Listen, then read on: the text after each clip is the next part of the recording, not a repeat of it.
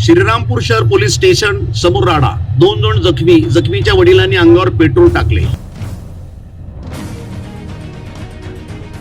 दिनांक 29 रोजी बुधवारी रात्री साधारण 9:30च्या सुमारास शहर पोलीस स्टेशनच्या समोर जोरात राडा पाहायला मिळाला, ज्यामध्ये 2 तरुण हे जखमी होऊन कामगार हॉस्पिटलमध्ये ऍडमिट झाल्याचं प्रमुख वैद्यकीय अधिकारी डॉक्टर रवींद्र जगधने आणि डॉक्टर सातपुते यांनी सांगितलं। दरम्यान हा राडा शहर पोलीस ठाण्यात काही महिन्यापूर्वी दाखल असलेल्या एका पोक्सो प्रकरणावरून असल्याची माहिती समजतीये।